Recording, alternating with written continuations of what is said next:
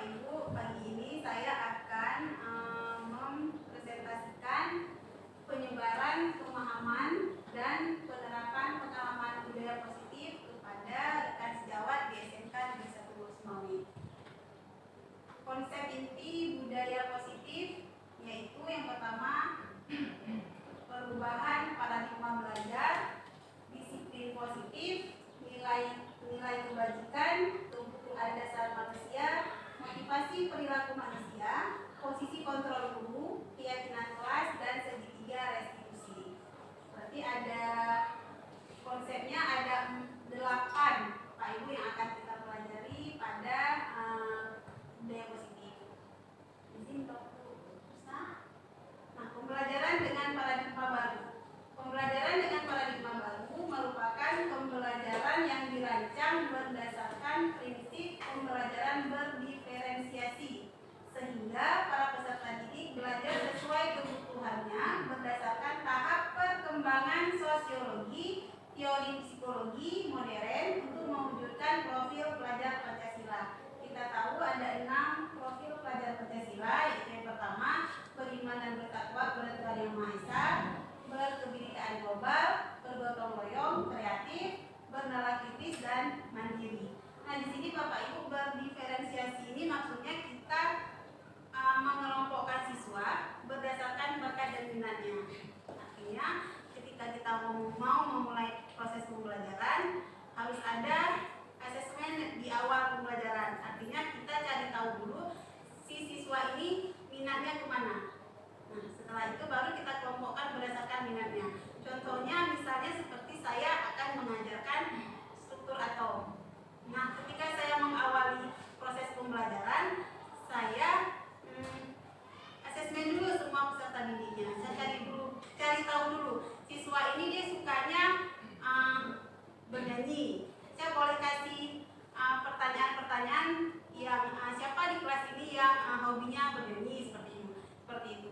Nanti setelah saya buat asesmen di awal, baru saya kelompokkan ini siswa sekitar 5 orang ini dia sukanya memang hobinya bernyanyi. Berarti saya bawa materi pembelajaran saya itu tentang struktur atom ke baik-baik bernyanyi. Misalnya mereka misalnya mereka membuat baik-baik lagu tentang materinya struktur atom.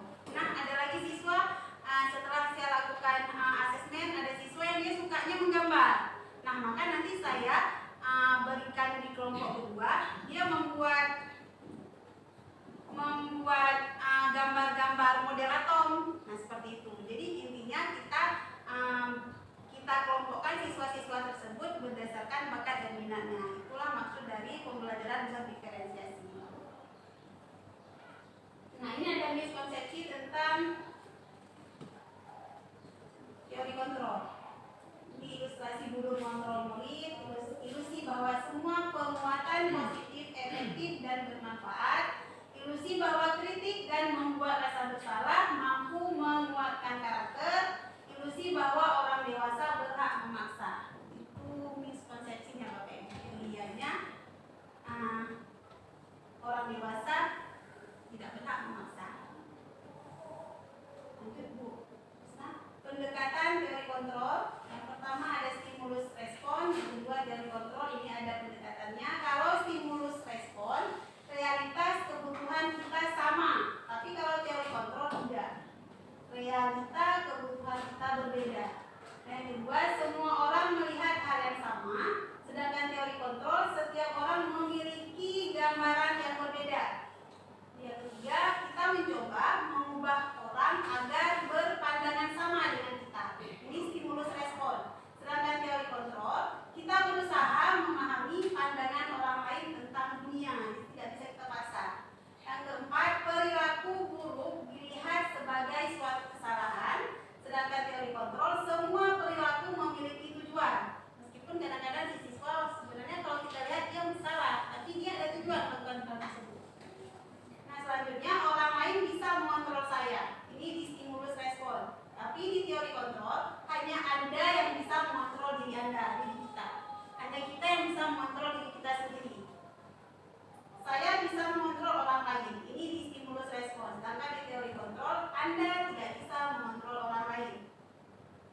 stimulus respon yang terakhir, pemaksaan ada pada satu rujukan gagal, sedangkan teori kontrol, kolaborasi dan konsensus menciptakan pilihan-pilihan baru. Disiplin positif. Disiplin berasal dari kata disiplina yang artinya belajar. Disiplin mengacu pada disiplin diri yang memiliki tanggung jawab terhadap apa yang dilakukannya berdasarkan nilai-nilai yang diyakini. Disiplin positif merupakan salah satu cara penerapan disiplin yang bertujuan untuk menumbuhkan kesadaran serta memberdayakan peserta didik tanpa imbalan penghargaan atau yang biasa kita sebut reward. Nah, ini ancaman atau hukuman. Sebagai pendidik, tujuan kita adalah menciptakan peserta didik yang memiliki disiplin diri sehingga mereka berperilaku mengacu kepada nilai-nilai kebajikan universal dan memiliki motivasi intrinsik dalam perubahan perilaku ke arah yang lebih baik. Ini nilai-nilai kebajikan Bapak Ibu. Profil pelajar Pancasila, ini contoh nilai kebajikan: beriman dan bertakwa kepada Tuhan Yang Maha Esa, berakhlak mulia, berkebinekaan global, gotong royong, mandiri, kreatif, dan bernalar kritis. Nah, kalau keterampilan hidup dan skillnya dapat dipercaya, lurus hati, pendengar yang aktif, tidak merendahkan orang lain, dan memberikan yang terbaik dari diri. Kebutuhan dasar manusia. Kebutuhan dasar manusia adalah segala sesuatu yang kita lakukan untuk mendapatkan apa yang kita inginkan. Seluruh tindakan yang kita lakukan memiliki tujuan tertentu, dan semua usaha terbaik yang kita lakukan adalah dalam rangka agar kebutuhan dasar kita terpenuhi dengan baik. Nah, ini 5 kebutuhan dasar manusia. Bertahan hidup. Nah, menurut Bapak Ibu, bertahan hidup itu bagaimana?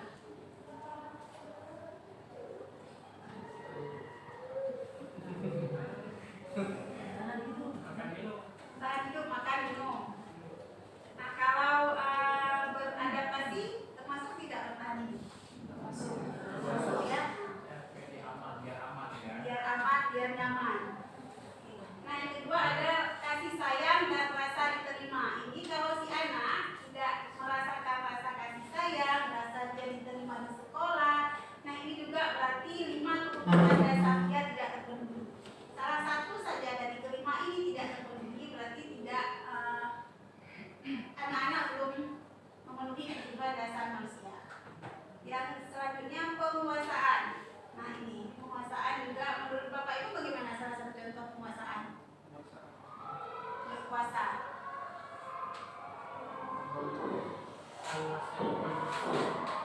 Menguasai kondisi.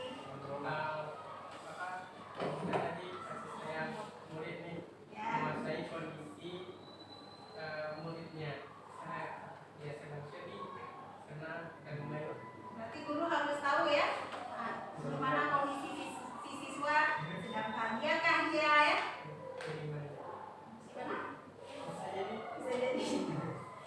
Ya. Yang keempat ada kebebasan. Ini siswa kalau dia tidak merasa bebas, berarti kebutuhan dasarnya belum terpenuhi juga.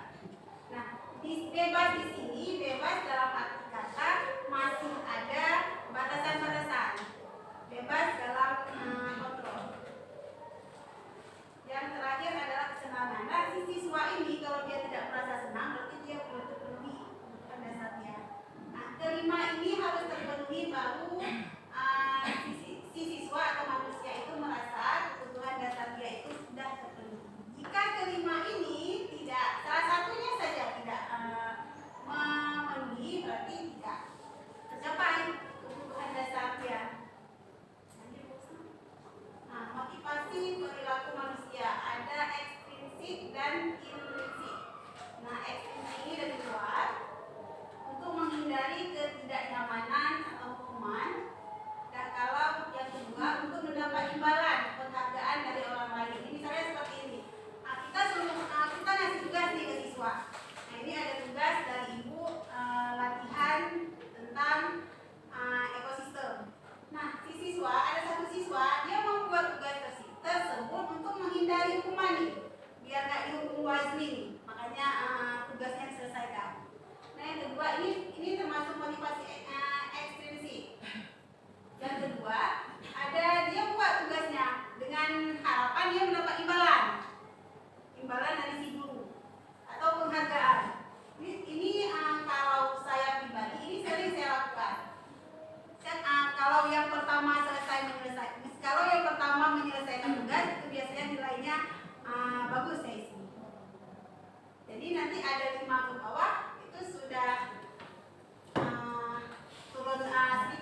semuanya, tapi dengan syarat semuanya itu mencantum. Apa-apa yang saya suruh itu ada. Misalnya ada 5 item yang saya nilai, tapi ke 5 item ini terpenuhi. Jika tidak ada yang terpenuhi berarti tidak bisa juga. Nah, kalau faktor intrinsiknya untuk menjadi orang yang mereka inginkan dan menghargai diri sendiri dengan nilai-nilai yang mereka percaya. Ini dari dalam IPK sendiri. Nah, ini beda hukuman, konsekuensi, dan restitusi. Nah, kalau hukuman tidak berencana tiba-tiba. Misal nih, ada satu siswa yang tidak menggunakan sepatu berwarna hitam nih. Dari pos piket kita udah sini kamu tidak menggunakan sepatu yang berwarna hitam, berarti tidak mengikuti aturan sekolah. Nah, hari ini kamu jalan dengan kaki seharian sampai jam 2, itu hukuman. Nah, ini kalau di pendidikan sekarang sudah kalau bisa ditiadakan itu hukuman. Kita lihat konsekuensi. Terencana, disepakati sesuai peraturan. Nah, ini makanya muncul nanti kesepakatan kelas di awal proses pembelajaran. Tidak ada lagi aturan, tetapi kesepakatan kelas. Kesepakatan kelas ini kita buat bersama. Kalau aturan, satu orang yang membuat. Nah, restitusi. Restitusi ini proses menciptakan kondisi bagi murid untuk memperbaiki kesalahan.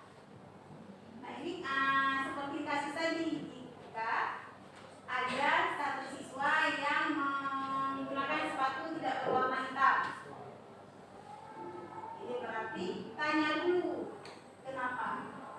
Jangan langsung hari ini karena tidak sesuai aturan, tidak menggunakan sepatu berwarna hitam, jadi nyeker selama 1 hari penuh. Jadi tidak seperti itu. Makanya muncul restitusi. Inilah yang seharusnya dijalankan untuk yang sekarang. Nah, yang kedua kita lihat hukuman. Murid tidak tahu apa yang akan terjadi atau tidak dilibatkan. Nah, yang namanya hukuman kan mereka tidak tahu. Yang buat satu orang. Misalnya aturannya di sekolah menggunakan sepatu berwarna hitam. Tidak ada kesepakatan dari awal, tidak melibatkan mereka pada saat membuat aturan tersebut.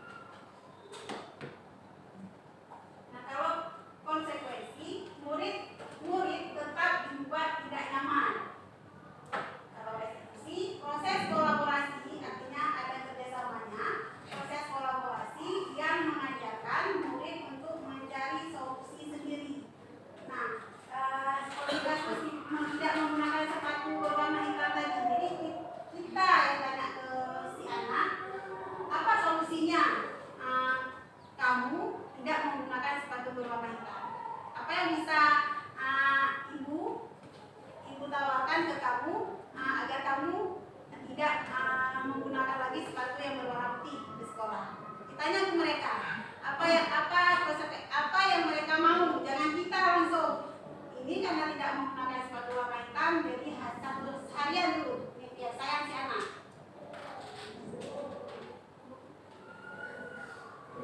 Nah, 5 posisi kontrol guru.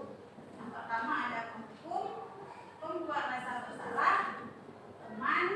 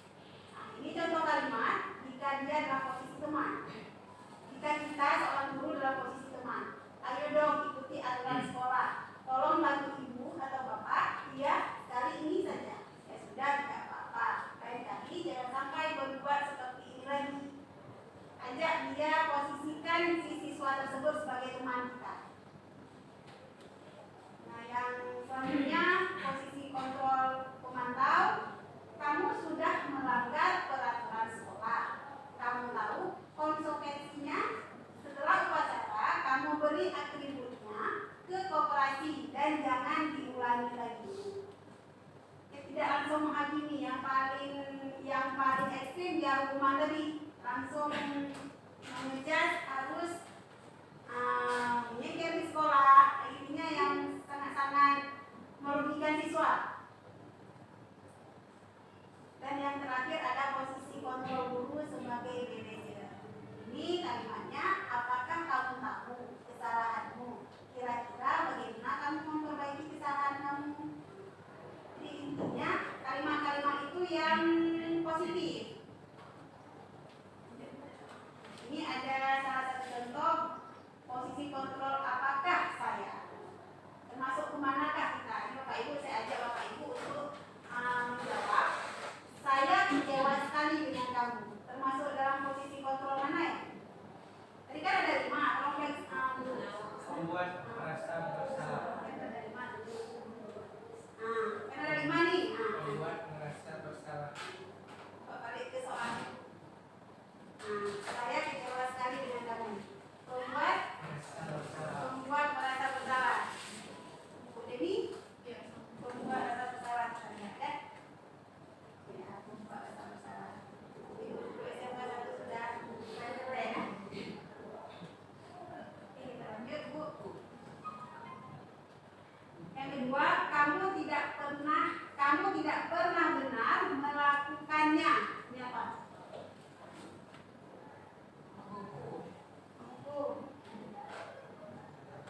Memantau. Ayo, ada lagi. Hukum, memantau ya. Bapak Fajar memantau. Ada lagi. Rama, mengukur. Kita lihat.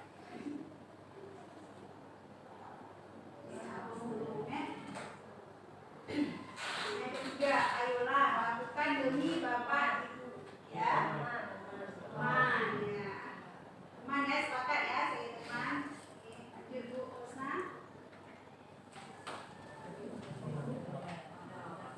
Kamu tidak pernah mendapat nilai jika tidak mengerjakan tugas. Manajer.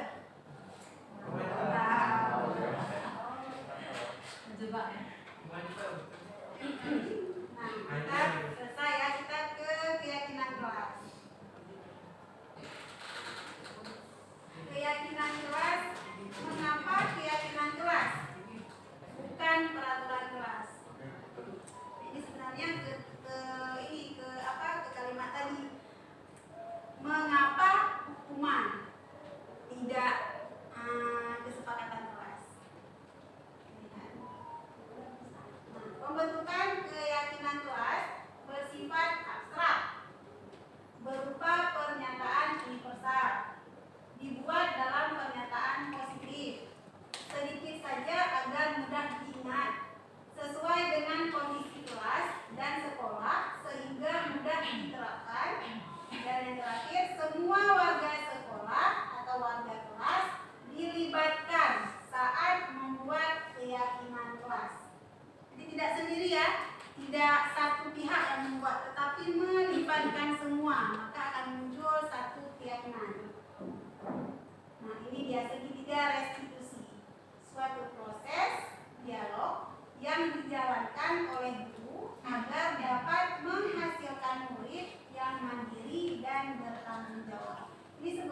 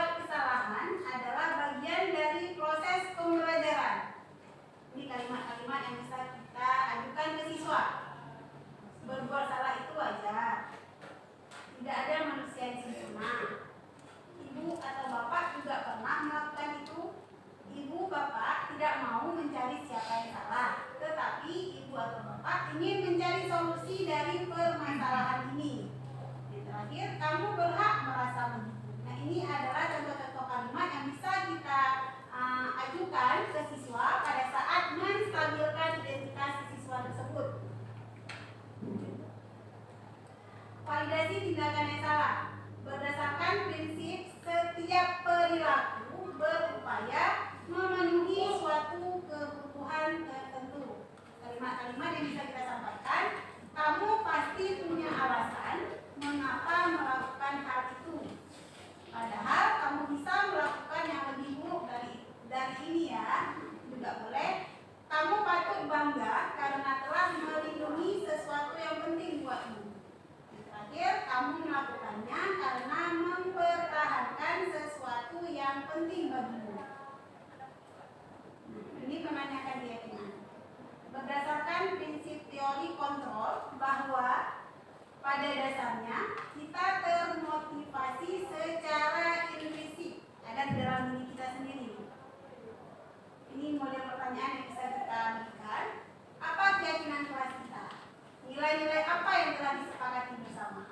Seperti apa gambaran sebuah kelas yang ideal menurut kamu?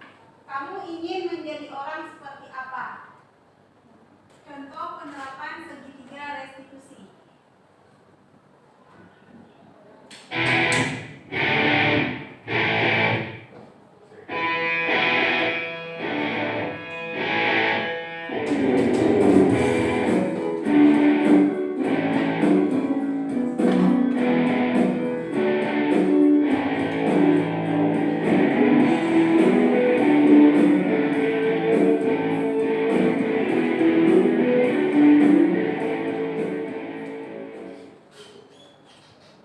Assalamualaikum, saya Zumiyanti, calon murid penggerak angkatan 11 Kota Semarang. Video ini adalah penerapan segitiga restitusi modul 1.4 budaya positif. Sebagai informasi, segitiga restitusi adalah suatu proses dialog yang dijalankan guru atau orang tua agar dapat menghasilkan murid yang bertanggung jawab. Terdapat 3 tahapan restitusi, yaitu menstabilkan identitas, memvalidasi tindakan yang salah, dan menanyakan keyakinan. Pada saat menstabilkan identitas dilakukan berdasarkan prinsip yang pertama. Prinsip membuat kesalahan adalah bagian dari proses pembelajaran. Yang kedua, menggeser identitas gagal ke identitas sukses. Selanjutnya, validasi tindakan yang salah dilakukan berdasarkan prinsip setiap perilaku berupaya memenuhi suatu kebutuhan tertentu. Guru akan bergeser dari pemikiran stimulus respon menjadi proaktif. Mengenali dan mengakui kebutuhan murid akan memperbaiki hubungan dengan murid. Selanjutnya, menanyakan keyakinan dilakukan berdasarkan murid akan diberi pertanyaan-pertanyaan bermakna untuk memunculkan motivasi secara intrinsik, mampu mengaitkan keyakinannya dengan tindakan yang salah. Kasus pertama, Fatir sering terlambat datang ke sekolah sehingga banyak pelajaran yang tertinggal. Berikut adalah skenario penyelesaian masalah menggunakan segitiga restitusi.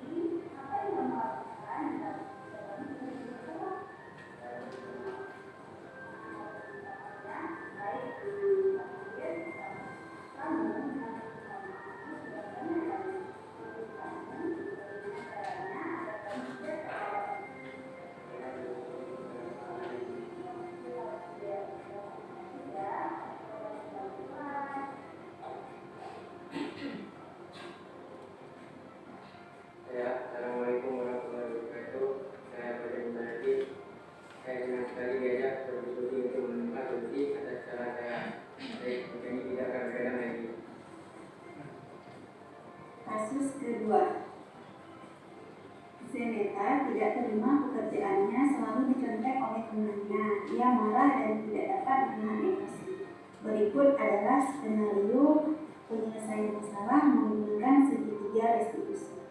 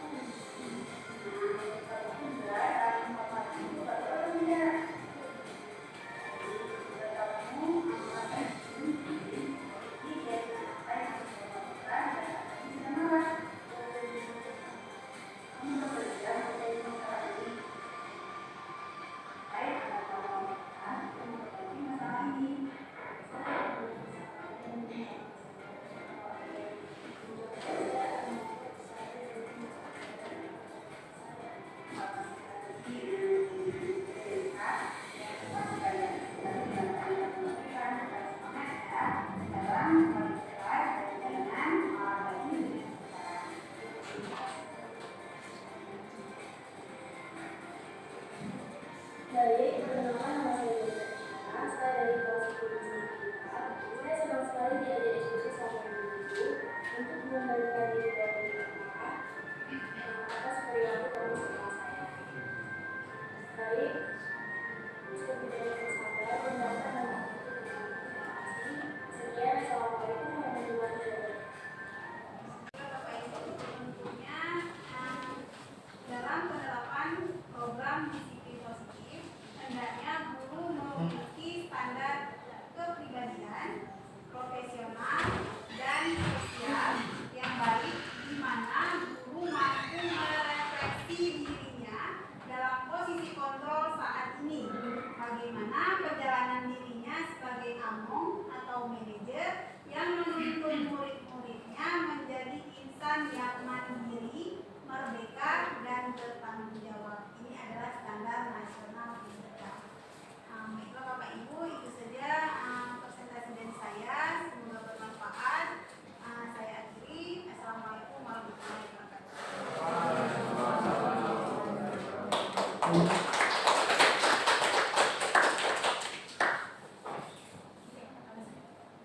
Baiklah Bapak Ibu, dari presentasi materi budaya positif yang telah sama-sama kita gunakan, saya sampaikan,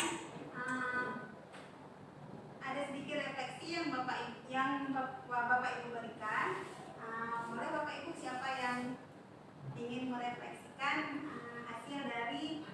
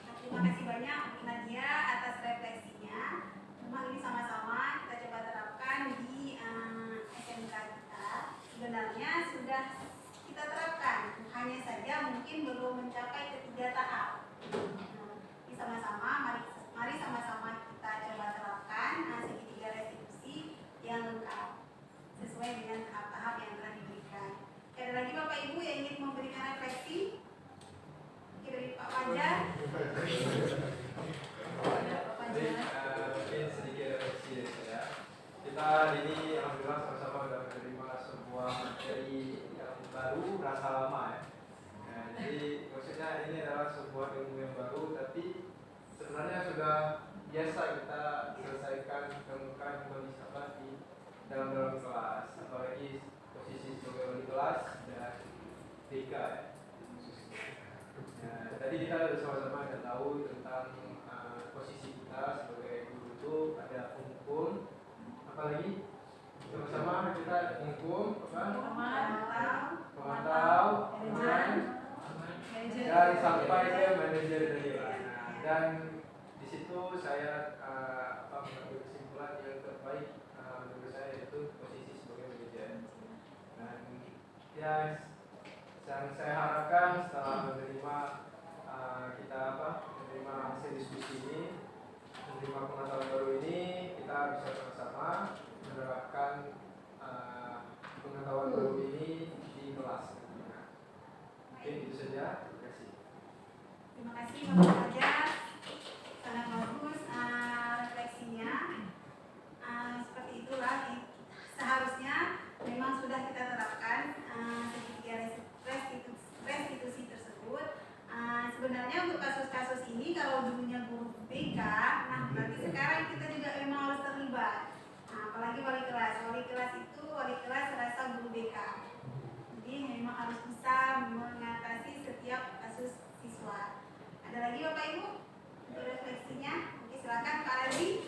Baik, terima kasih Ibu Asmi yang telah memaparkan yang sangat hebat tadi ya terkait dengan disiplin positif. Saya kira ini guru-guru pun harus mengikuti apa yang disampaikan tadi. Dan saya sudah menjadi wali kelas sudah beberapa tahun ya menangani anak di kelas dan juga sebagai wali kelas. Ternyata saya mendapatkan bahwa keyakinan kelas itu dua arah. Nah, yang selama ini saya lakukan satu arah. Keyakinan kelas itu saya yang buat dan saya terapkan kepada peserta didik.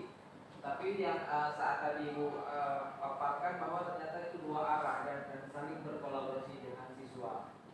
Nanti saya ke depan mungkin akan saya terapkan keyakinan kelas dua arah dan dari guru serta dari peserta didik itu hadir keyakinan kelas. Baik, Ibu. Terima kasih Bapak Fajar. Terima kasih banyak Pak Razi atas refleksinya. Memang ya sebenarnya keyakinan kelas itu bukan kita yang buat. Jadi kita sama bersama dengan siswa. Kalau dulu dikenal dengan aturan, kalau sekarang tidak boleh lagi aturan, tetapi sudah keyakinan kelas, kesepakatan kelas. Yang kita buat bersama, kita jalankan bersama. Jika ada yang harus dirubah, kita ubah bersama-sama. Oke, baik Bapak Ibu, ada lagi satu orang lagi dari guru perempuan, boleh? Dari Rahma, silakan. Waalaikumsalam warahmatullahi wabarakatuh. Baik, saya hanya ingin sedikit memaparkan pendapat sekaligus yang pernah saya terapkan, dan pemaparan Ibu sebenarnya sangat komplit dan bagus sekali, karena selama ini mungkin yang seperti Bapak dan Ibu tadi sudah mengatakan bahwa selama ini penerapan itu sudah kita terapkan, tapi kita nggak tahu itu posisinya di mana. Nah, pendapat saya mungkin di salah satu dari kita berpikir bahwa posisi kita itu harus di mana, manajer, teman, hukum atau tapi saya yang sudah maksudnya pernah berpengalaman mengajar, posisi kita tidak boleh ada di salah satunya, tapi di semuanya kita. Karena di antara situ, dan kalaupun kita mau posisi hukum, berarti hukuman yang seperti apa? Karena nggak selamanya hukum itu juga membuat si anak itu trauma dan lain sebagainya. Kemudian menurut saya lagi, hal yang paling penting di dalam kelas juga adalah kenyamanan murid terhadap guru. Itu menurut saya, karena ketika murid itu nyaman, maka semuanya dia bisa sampaikan ke kita unek-uneknya dan lain sebagainya. Itu aja pendapat saya. Assalamualaikum warahmatullahi wabarakatuh. Terima kasih Bu Rahma, refleksi yang sangat bagus. Jadi memang seharusnya di kitanya setiap guru itu harus memiliki 5 posisi kontrol guru tersebut. Nah, menghukum itu boleh, tapi menghukumnya dalam sisi positif. Jangan ketika anak tidak menggunakan sepatu berwarna hitam langsung kita suruh jalan selama 6 jam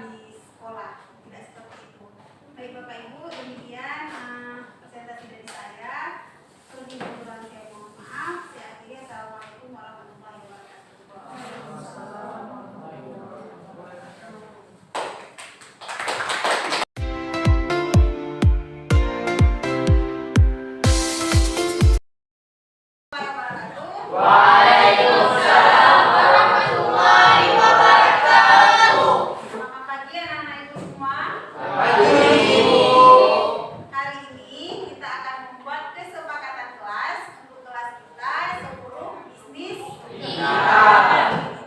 Oke, sudah ada yang tahu apa itu kesepakatan kelas? Belum. Nah, kesepakatan kelas adalah kesepakatan kita bersama di dalam kelas ini dalam menjalankan aktivitas pembelajaran kita selama 1 tahun ke depan ini. Nah, kesepakatan kelas ini sebenarnya adalah aturan kelas yang kita menggunakan kalimat-kalimat yang positif. Misalnya seperti ini, membuang sampah sembarangan. Nah, cari kata-kata yang positif dari membuang sampah sembarangan. Jangan buang sampah sembarangan, tetapi carilah kalimat positif dari jangan buang sampah sembarangan. Itu mengerti? Kalau mengerti, nah ini untuk alurnya. Sebentar lagi Ibu akan membagikan satu buah post-it untuk anak-anak Ibu sekalian. Maka untuk kesepakatan kelas yang mau anak-anak Ibu berikan untuk pembelajaran selama setahun ke depan ini, silahkan tulis di kertas post-it. Satu kesepakatan saja. Masing-masing siswa satu kesepakatan kelas. Contohnya siapa namanya saya? Fitri. Misalnya Fitri membuat kesepakatannya datang tepat waktu. Nah, tapi dia membuat satu saja. Mengerti? Nah, nanti selesai membuat, Anda semua harus menempelkan di papan yang telah Ibu sediakan di depan. Oke, kita mulai ya.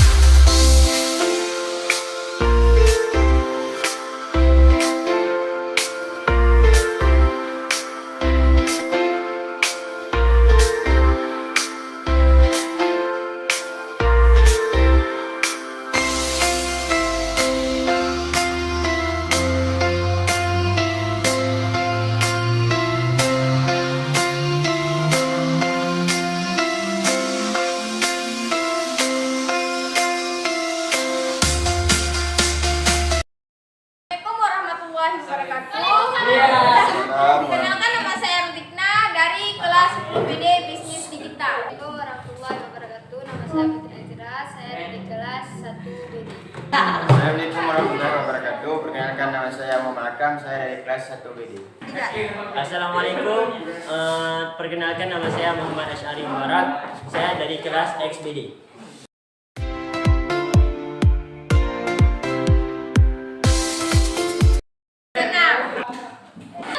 Senang. Bahagia.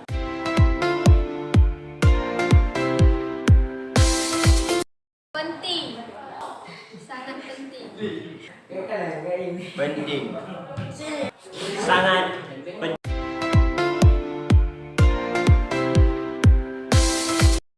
Siswa menjadi disiplin agar siswa menjadi tertib. Agar dapat menghargai orang lain.